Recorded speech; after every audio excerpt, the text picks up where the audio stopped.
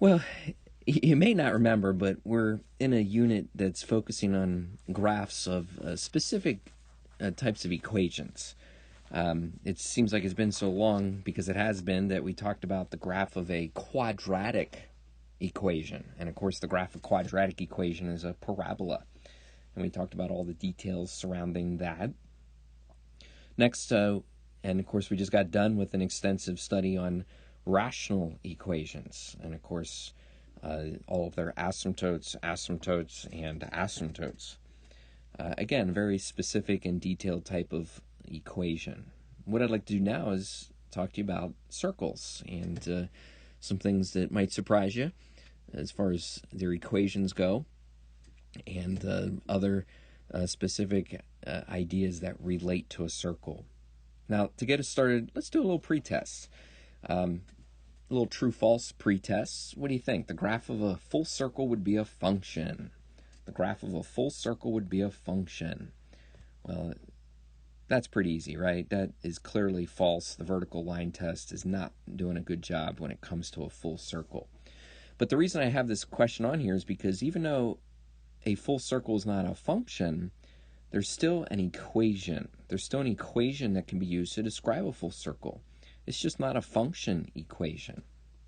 More to come on that shortly. How about the graph of a semicircle? Would that be a function? The graph of a semicircle. Are you thinking about maybe like this semicircle? So to say the top half of a circle? Well, that's a function, right? What about this semicircle? Maybe like the right side of a circle. Ooh, well, that semicircle is not a function. Well, again, there's a reason for this question, and the real reason is that both the equations that describe these two different semicircles, both of the equations would be different. There's something strikingly different about these two equations. Again, more to come on that shortly. How about this? 2 points. 2 points define a circle. Now, what implied by this question is that 2 points would define the same circle. 2 points define the same circle. What if I try to draw the circle that would pass through these 2 points? That would maybe look something like this. What about that circle? That's certainly a circle was created, but how do we know that maybe this circle right here is not the circle that's defined by these 2 points? Okay, now what's happening here is that it's not possible to define a circle with 2 points on its circumference, But if one of these 2 points was the center of the circle, well, then we would be able to define the same circle, because if this point right here, again, is in the center, then there's only one circle that could ever be defined, and it would have to be the one that I tried to draw here, because we know that a circle is, by definition, is consistent of all points x and y that are equal distant, of course, the radius from a fixed center point. We'll call that hk. Now, this definition right here is our starting point for how we think about coming up with the equation of a circle, because if we just apply the distance formula to basically the information that is the radius being that equal distance, and in this center point hk, if we basically apply the distance formula to these two values, you'll discover that we're going to come up with a special equation, and that special equation we come up with is going to be the equation of a circle. Let me show you. Now, if you take the information that we had, that is the center of the circle being hk, and basically a distance r out to a point on the circumference of the circle, and again, just to get a feel for where we're at here, we have a circle that's defined by these two values. What we can do is we can plug them into the distance formula, because the argument would be that any point xy is is always going to have this distance r to hk. So let's plug this stuff into the distance formula. R is the distance, so the distance is equal to the square root of, now, x2 minus x1. Let's let x and y, the point x and y, be our x2 and y2. Let's let h and k be our x1 and y1. So with the consistency and the subtraction, it would be x minus h. Again, that's x2 minus x1 plus y minus k. The quantity squared for both of those. And that would be my y2 minus y1. Now, you might say, okay, that's nice, so what does this mean? Well, it actually means, if we kind of clean up a little bit, if we square both sides, it actually means that r squared is going to equal x minus h squared plus y minus k squared. And this statement right here is actually the standard form of a circle. So, yeah, when you see the form of x minus h, the quantity squared, plus y minus k, the quantity squared, that'll always equal r squared. And what we want to keep in mind here is that x and y are going to be points on the circle, but h and k, they're going to be the center of the circle. And we know what r is. R, of course, is the radius. Now, you've actually seen this formula before. You saw it in polar math when we said that x squared plus y squared equals r squared. That is a simpler form of this equation because the center is at double zero. So h and k essentially disappear. And again, we get x squared plus y squared equals r squared. All right, so what are we going to do with this form, this standard form for an equation of a circle? Well, we're going to write some equations. We're going to basically do that backwards. We're going to grab information off the equation. We'll determine the center and the radius. And then we're also going to be doing some sketches. We'll kind of do that along the way for all of them eventually without a calculator. So let's start by writing some equations. Now, to be able to write an equation, you'd have to be given some information. So let's say that that 3, 4 lies on the circle. What that basically means is that 3, 4 is on the circumference of the circle, and there's a center of -1, 2. So we've got some information about the circle. In fact, we've got all the information that we need so that we can plug into this formula. Now, when you look at this formula a little more closely, you realize that there's 3 things you have to be able to plug in. You got to be able to plug in h and k and r. So let's find r. Finding r is really a matter of understanding the distance formula because it simply says that the distance between the x's. So we could certainly subtract the x values, and the distance between the y values, we can subtract those. The quantity of each squared, of course, when square rooted, is going to come out to be r. You do this math, you should see here that we get 16, we get 4, so we get the square root of 20. Now, the important thing to realize here is that r equals the square root of 20. So that means when we plug into the formula, we're going to want to think about r squared. Let me help you think about the formula, because it's really just a matter of realizing that you're always going to be using an x minus, a y minus, both those quantities squared, and again, it has to equal r squared.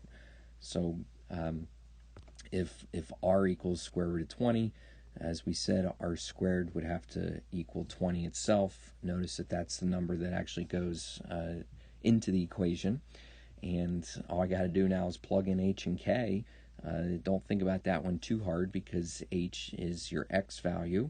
Of course, that'll change that to a +1, and k is your y value. And so this is your final answer. X plus 1, quantity squared, y minus 2, quantity squared, equals 20. That's the equation of a circle that's centered at -1, 2, and has the appropriate radius. Now, to take this a step further, I always like to talk to my classes about how to graph this equation. Now, if you were going to graph this equation with a calculator, you realize you would have to solve it for y. And solving this for y, if you can follow this a little bit, would be a matter of subtracting this entire quantity over here. It would be a matter of taking a square root so I can undo that square. And finally, I would have to add 2 to both sides. Now, if you do all those steps, again, first subtracting the x quantity, next taking the square root of both sides, and lastly adding that 2, we would end up with the equation y equals 2 plus or minus the square root of 20 minus 1 plus x plus 1, the quantity squared. Now, what are we going to do with this equation? Well, you can type it in a calculator. Now, I encourage you to type it in your graphing calculator. You first have to type in 2 equations carefully with the plus or minus, and then when you graph it, you really end up with the 2 halves of a circle, which ultimately makes a circle. Now notice that the circle, it really is centered at -1, 2, and if somehow we were able to measure, we would see that it does have the correct radius, and in fact even has the correct point here, 3, 4. So we basically have an argument here that is correct. Now, I just want you to see what it looks like on the calculator. It doesn't look like a perfect circle, kind of looks like an oval. It's because of the dimensions of the calculator. And you can also see here that the screen doesn't seem to allow the circle to connect, but in fact, it really would connect here, and ultimately the equation that we came up with is correct. All right, why don't you see if you can write one of these, an equation for a circle on your own. How about -2, -5's on the circle, and it has a center of 0 to 3. Yeah, go ahead and try this on your own, and push pause and come back here in a moment. You can see how you did. All right, so your radius, it really, again, essentially comes from is the distance formula. The radius is a distance, so it's a distance formula. It looks like here we're going to be getting 2 squared and 8 squared. So we end up with really the square root of 68 as our radius. Now, you'll find out that it always is the case that you want to determine the radius squared, so that means that the radius squared takes us back to just 68.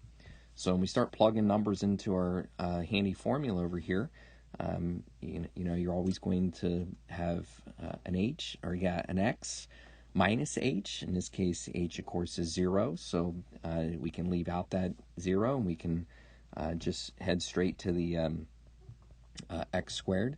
There's always going to be a y minus k.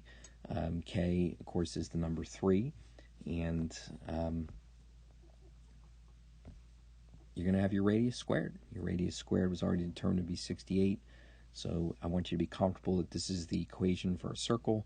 The equation for a circle in standard form. It does not need to be rewritten or changed around, but it definitely would have -2, -5 on the circle, and it has a center of 0, 3. The only other thing is if we would want to graph this circle, it really wouldn't be too tricky because you have all the information you need. You have the center. Of course, when we graph a circle, you'll discover that we want to label the center, and we have a point. We have a point on the circle, -2, -5. And as long as you have a point labeled on the circle, and as long as you have the center labeled, you're able to draw your circle. So your circle is going to be the graph that satisfies both of those parameters. And I just want you to one more time keep in mind that the equation that we wrote right here would definitely be the equation of that entire circle. So what if we wanted to determine the center and the radius? If we were given an equation, what if we basically wanted to find the important information from an equation? So take this equation, the quantity x plus 7 squared plus the quantity y minus 2 squared minus 12 equals 0. Now that you've seen the standard form of an equation for a circle, you're not as surprised by this format of x squared and y squared, but we know that this 12 over here really belongs on the other side. So once we add 12 to the other side, then it's certainly a lot easier to get our information. Well, I guess the center you could have gotten from the beginning. Just keep in mind that it's actually going to be the opposite of these numbers. Did you notice that the formula always uses a subtraction sign? So we have a center at -7, 2. And then the radius, well, we want to be careful that we don't say something silly like the radius equals 12. But it is the case that the radius squared equals 12. So your radius is certainly the square root of 12. But I'd like to see us simplify that to be 2 root 3 as you pull the 4 out of that radical. Now that problem's pretty easy because the equation is already in standard form. But what if the equation is not in standard form? What if it's in this form like we saw a couple examples ago where it's solved for y? Now that we have some experience with this, we know that we can undo this equation and we can get it in the standard form. But it is going to take a little bit of this and a little bit of that. Let me help you see that a lot of the work happens underneath the radical. And when I mean a lot of the work, I'm referring to changing this trinomial to be in a perfect square format. And what I'm going to do here is I'm going to now take what's under the radical and continue to work with it very carefully, where we will think about completing the square. Now, when you complete the square, you're going to only want to do that with the x terms. We actually want to leave the -12 on the outside of all of this. And keep in mind that this negative sign that I factored out continues to just be factored out of this problem. So we're just kind of working on the inside. I hope that you would add the completed number. I hope you would add a 4, which means I have to subtract a 4 to keep, of course, the equation balanced. So take careful note to those two numbers. Now, it's going to look pretty soon here. It's going to start looking like standard form, especially once we write it as the quantity x plus 2 squared. Now, I can take what we have here and sort of plug it back in, or go back to the big equation, the y equals, but I'm going to carefully arrange what's under my square root here, namely putting the negative back in, so that I end up with a positive 16 and a negative quantity x plus 2 squared. And now it's only a couple steps away from moving numbers to the other side. I'm sure you can see that we're going to subtract 5 to both sides. I'm sure you can see that we're going to square both sides. Let's do those things. If you subtract 5 and you go ahead and square both sides so that you can undo the square root, then the only thing left to do is to move the x plus 2 squared, which that will, I guess that actually gets added to the other side, and that'll leave us with our standard form equation. So we get the quantity x plus 2 squared. We've got this quantity y minus 5 squared, and it's equal to 16. Kind of have this squeezed at the bottom, but it's enough information for us to grab the center as being -2, 5. Make sure that it's -2, 5. And we can grab the radius over here. Now, don't say the radius is 16, but do say that the radius is 4. And that's what we were, our goal of this problem was to find the center and the radius. So what about these semicircles from the beginning of the lesson? Well, to answer that, let's take a look at this equation for a circle. It's a basic equation, x squared plus y squared. So since both are squared and there's no h and k, we're centered at 0, and of course we have a radius of 3. So it's not a real hard circle to graph, to picture. But what I really want to do is I want to ask, where do you think then would be the graph represented by y equals the square root of 9 minus x squared? Now, I hope that you can see that this new equation definitely was derived from our parent equation, but one thing we have to understand is it's certainly not the same equation. In fact, it's not the same equation because it says that y equals the positive square root of 9 minus x squared. And so our conclusion is that we're only going to end up with the positive y values of a circle that has a radius of 3. Now, this is our first look at a problem that is not a full circle, but it's definitely related to circles. And so, again, we have the positive y values because this equation was y equals, and, well, it was y equals a positive square root. Now, to look at one other example, how about x equals negative the square root of 9 minus x squared? Now, again, you have to realize that this equation was derived from my original equation, but it's definitely not the same. It's not equal to. And it actually says what it's equal to. It's equal to x values. That would be the negative version of the square root. So where are negative x values? Well, the answer is simple. Negative x values would be this part of our full circle. In other words, this semicircle. Now, it still has a radius of 3, but it only represents negative x values. So if we're given a equation that's in a y equals or x equals form, if it starts in that form, then we're only going to have a piece of a circle. In other words, a semicircle. Now, which part are we going to have? Well, it's simple. If it starts as y equals, you're either going to have a top or bottom based on either positive or negative y values. And if it starts as x equals, well, then you're either going to have a right or a left based on those positive or negative values. So it's all about the way the equation is given to you. So if you were given the equation y equals 5 minus the square root of 16 minus x squared, there's a couple things that you'd want to be aware of. First of all, it's given as y equals. So this is not going to be a full circle. It's the negative part of the square root. So we conclude that we're going to end up with the bottom half of a semicircle. But in order to determine exactly where that semicircle is, we still need to revert back to standard form. We still need to be able to see the standard form.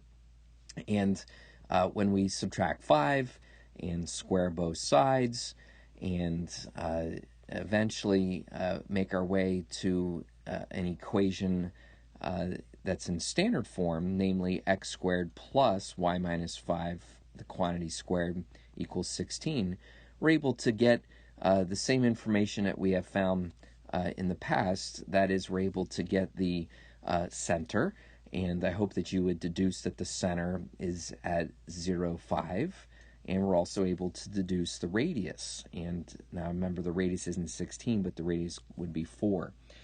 So once I know that I'm talking about a circle of that position and of that size, then I'd be able to make a sketch and essentially understand the semicircle. I hope that you would sketch 0, 5 as a center point. And now we start thinking a little bit about the radius, of course, being 4, allows us to conclude that this point on the circle would be at 0, 1. You're going to learn that I'm going to ask you to also label usually 3 points on the circle, so I hope that you can move 4 units to the right and left, and if you move 4 units to the right and left, you end up being able to locate a point like negative 4, 5, and a point like 4, 5, so that you can ultimately draw that semicircle. Now again, we ended up with the bottom half of a semicircle because it was y equals and because it was a negative. But we still turned it into a regular standard form equation so that we could come up with our main specs, that is the center and the radius. So do you think you could analyze this equation? Meaning, could you draw a sketch? Could you label some points on it? This is a good time to push pause and see if you have the idea of a piece of a circle. Now, you do have to be aware that this equation is derived from a circle equation, and sometimes there's just awareness in math of realizing what's going to happen if you if you add 7, what's going to happen if you square both sides, and it's just awareness that we're going to end up with an x squared and a y squared. So that's why this is going to turn out to be a semicircle. But maybe the first thing we should do is just realize it is an x equals. Therefore, it's going to be a left or right because x values go left or right, and it's a positive. It's a positive because it's not a negative. So we're going to end up with a semicircle that's on the right side. All that's left to do is to find out exactly where it's centered and what is its radius. So as I said, we can add 7 to both sides. We can square both sides, and you're only one step away from having this in standard form.